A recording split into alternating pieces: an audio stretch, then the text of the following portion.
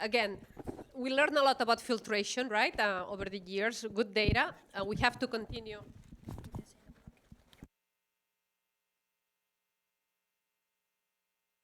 We also have to keep an open mind about what other technologies could there be out there that with the proper time and resources could have potential. And to talk actually about that, possibilities of other technologies to improve aerosol biosecurity, again, Professor Chris Hogan will give us an overview of that. With that, Chris? Thanks, Matsi. So I do want to talk about alternative control technologies to filters. Some of these are used in industrial practices, say with coal combustors or other larger industrial systems. Some of them have been used in the past in human healthcare, and then others will be at the developmental stage. We just published a review article on this, Matsi's group and my group, and then I want to give Huiyo Yang, she's now an assistant professor at the University of Texas, Dallas, as well as Lan, a lot of credit for, Lan will be speaking in a moment, a lot of credit for putting this together. We weren't aware of any review article that looked at this with specific to animal agriculture settings. And so if you want more details, I'd encourage you to see this article or just contact any of the authors. We'll be happy to send you a copy. So just to summarize, with filters, you can get good collection efficiency across a wide particle size range, but you often do so at the expense of pressure drop. And we developed, this is in the review paper, we developed an economic model to look at the pathogens collected per dollar that you could potentially spend. And there are some unknowns here, like pathogen concentration. But then there are some things that you know really well, like HVAC costs, power costs, maintenance costs, and installation and replacement costs.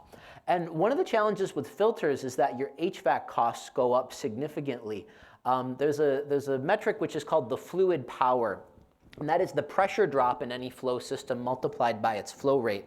And when you install a filter, that pressure drop goes up significantly in any sort of system. So you're paying that much more to ventilate when you have a high pressure drop, and that's just going up over time. And so you have this increased HVAC cost associated with filters.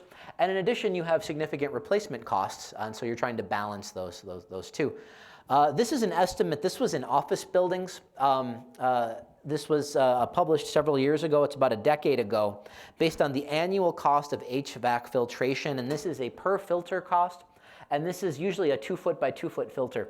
As I was looking at this graph, I actually don't know why the labor cost for all of these is different. I apologize for that. But in general, what you can see is that the better the filter, the higher its MERV rating, the more expensive it is. And then HEPA filters, I didn't talk about them in my last presentation. This is something that's 99.97% efficient or better at all particle size ranges. They aren't really feasible in a large scale setting. The pressure drops are just way too high to ever consider. So we certainly don't have HEPA filters in this room, for example, just because we really can't pull it off. So there are alternatives to this cost, particularly when you get to scale. And these alternatives were really targeted for the coal combustion industry originally. So anytime you see a giant stack in the United States and you see a smoke plume out of it, that's not particles, that's actually water vapor. They can be using filters in this case, but more often than not, they're using devices called electrostatic precipitators. The way electrostatic precipitators, or sometimes just called ESPs, work is the following. They'll be often parallel plates, and there'll be a series of wires, and they'd be coming out of the page here. And these will be fairly thin wires that a high voltage is applied to. And if you apply a high enough voltage, you get a really strong electric field around that surface, and you cause what's called a corona discharge, or an electrical breakdown in air, and you generate ions. And so if we're applying a positive voltage, we get these positive ions, and they don't like that positive voltage, so they shoot out into this space.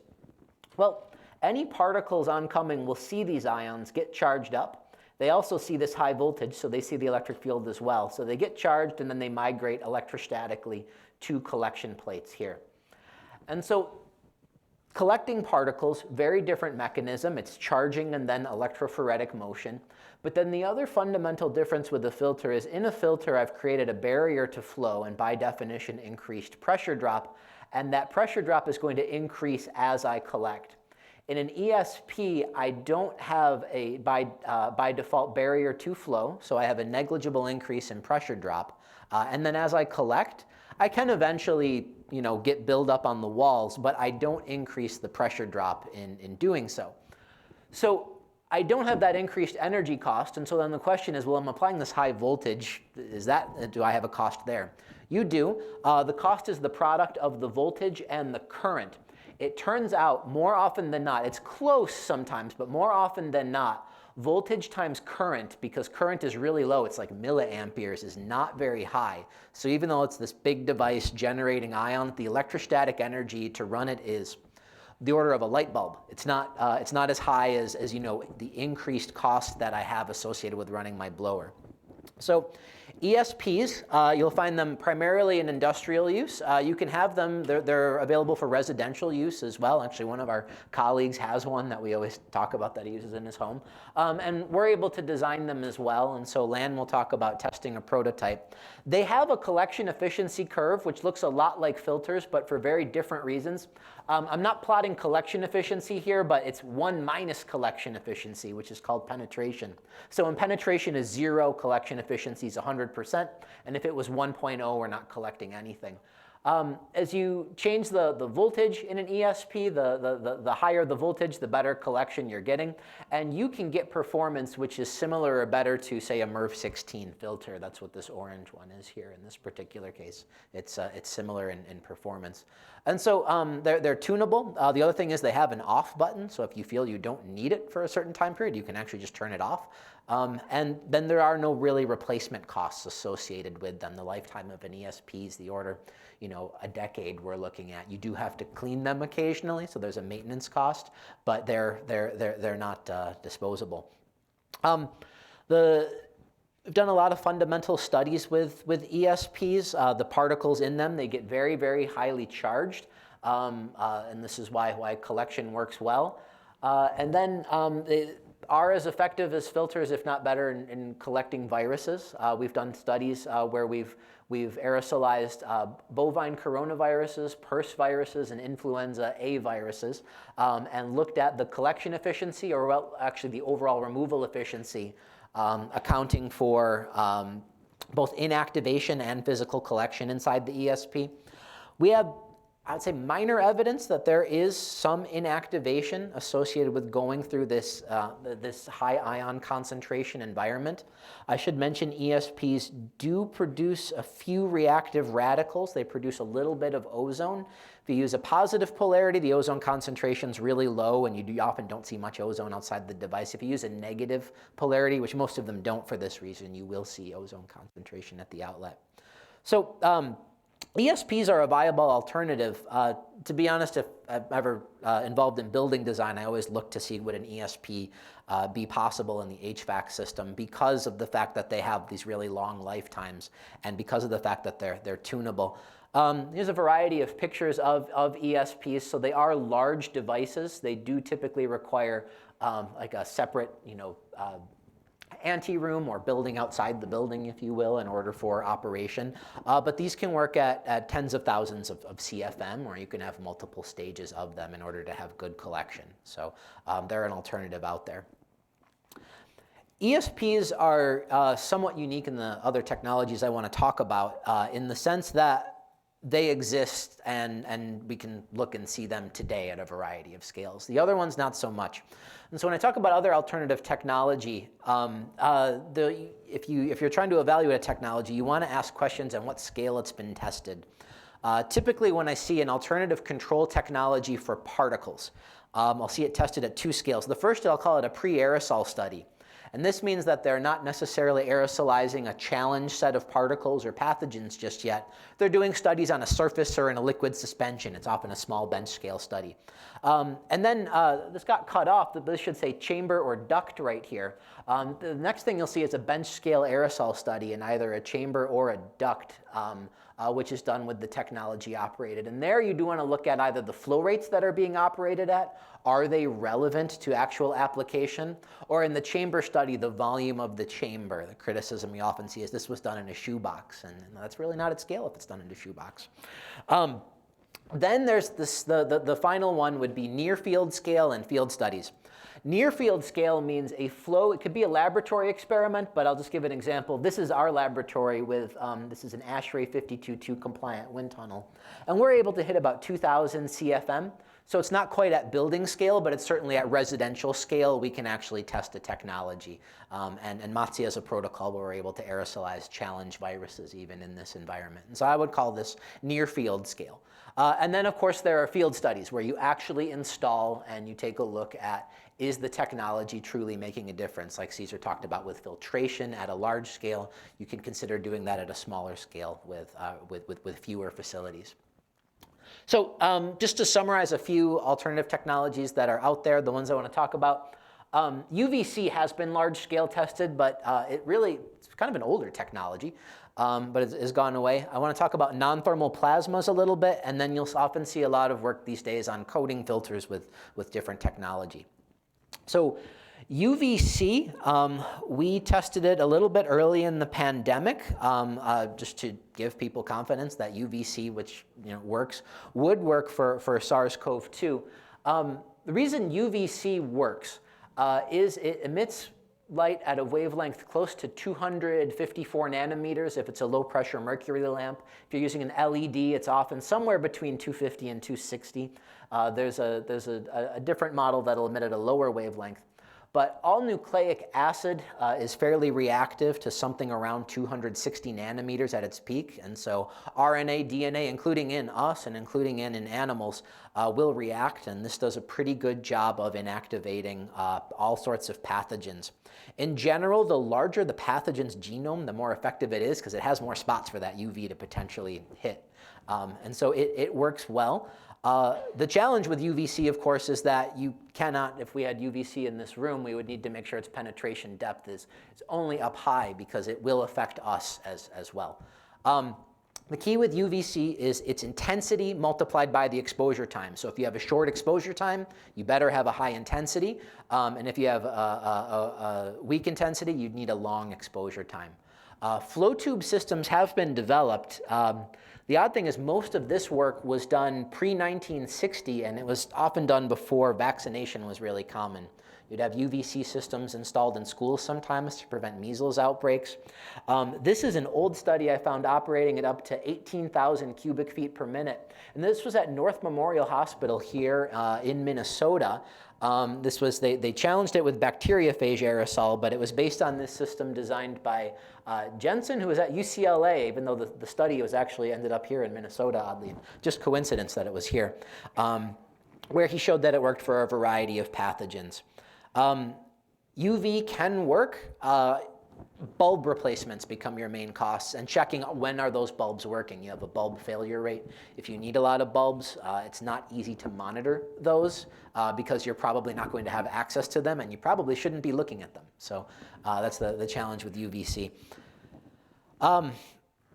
Matsi and I were talking about this before the session. I was asking her if this had made its way into ag, and she said no, but if you're in a hospital environment right now or a residential environment, what you'll see being pushed a lot right now is upper room UV.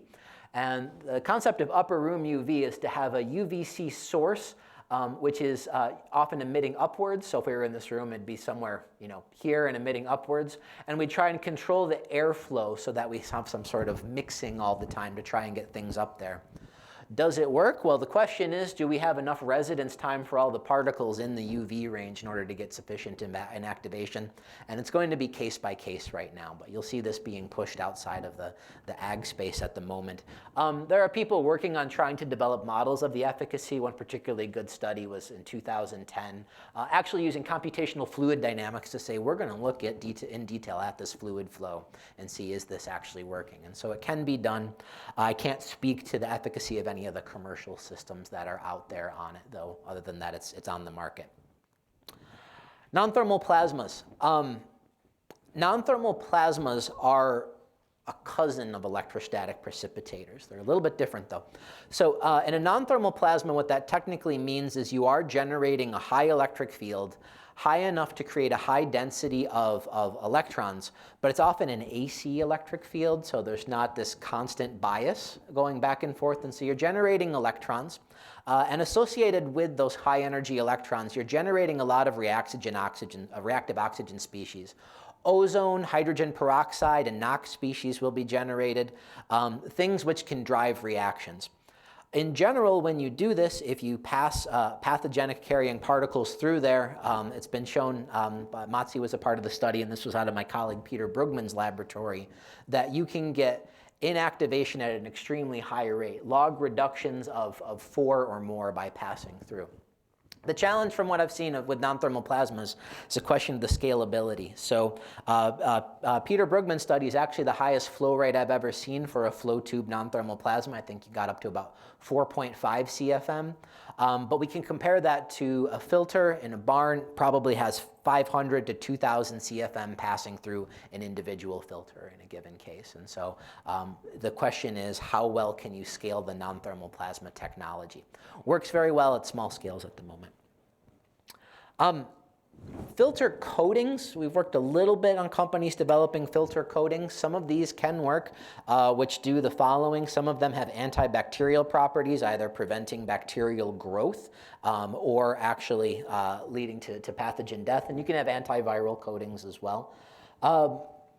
The challenge with coatings, of course, is this doesn't provide any in-flight inactivation. And in general, if you've filtered it well and collected it well, you've already reduced the risk. So the question is, can you justify needing that additional coating onto the filter or coating onto the fabric? There also is an increased pressure drop associated with these coatings, often without an increase in collection efficiency that you see, because it's a coating put on top of a filter. It wasn't necessarily designed to improve filter performance. But you will see a lot of these out there, not necessarily used at scale yet, though. So to summarize, with new technology, filters are established, and it's a trade-off between collection efficiency and pressure drop. When you get to scale, electrostatic precipitators, industrial settings, I forgot to mention, quite commonly used in kitchens, in industrial kitchens. Residential settings, you'll see them. I have never seen them applied necessarily in agricultural settings, though. UVC is an older technology. It's very effective in inactivation if the fluence is high, but you need to avoid exposure to animals, and the bulb replacements can be costly. Non-thermal plasmas, there are other techniques out there designed to create reactive oxygen species in gases. The question is scalability, and I also forgot to mention, you need to make sure that these reactive radicals don't get anywhere close to the animals. They would not be certainly safe to breathe in any concentration. And then coated filters, they could provide additional inactivation, but only on collected material, so you've already collected it and reduced the aerosol hazard. And so just to summarize, with new technologies, the question I would always want to ask is, what is the mechanism of collection or inactivation? And if that hasn't been described clearly yet, it's certainly not ready. And then the second thing is, it's not ready if they haven't shown a path to it being scalable. And with that, I'm happy to take any questions. Very good. Thank you, Chris. Oh, I see one question there in the back.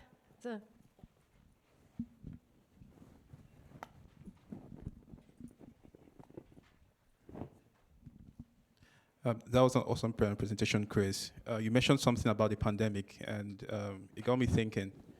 So during the COVID-19 period, there were a lot of technology, being out there. For example, the Active Pure. Some companies were coming out, for example, Aeros were coming up with devices that would have air ionizing capabilities that would use vapor in the air, convert them to superoxides. At the same time, those devices will have carbon filters. Some of them even had HEPA filters on them, and they would draw air in. And these were safe within human spaces. I know that some states, I think California, had some issues with the amount of ozone that was being produced with some of these devices. So my question is, and I'm happy you're an engineer, you're talking about scalability. It's not a vet question. You would have a lot of expertise on this. How feasible is it to have these devices within animal barns, right? One of the biggest challenges with air filtration is the cost associated with setting one up, right? And a lot of the regular growing houses that need some of this technology would not be able to have that there. Yeah, so I can answer the question. So I believe you're probably referring to a recirculating technology. So sometimes we call it a recirculating air filter, and they might add other bells and whistles to them for reactive oxygen species. In general, those cap out the ones you'll see on the market around 400 CFM. You can get, so we have some in our lab that probably go up to 1,000 CFM. The throughput probably isn't there for a barn from what I've seen. So I would have to see the design and see if that works. I do want to say the recirculating units do have their place, but in general that's in smaller rooms, and where they have their place is if you're recirculating the air, you don't have to heat or cool it already, which is really, really nice. So sometimes, bringing more air in, if you did have to condition it, is problematic. But in general, recirculating units, small volume spaces, and with a barn, that's not what we're looking at.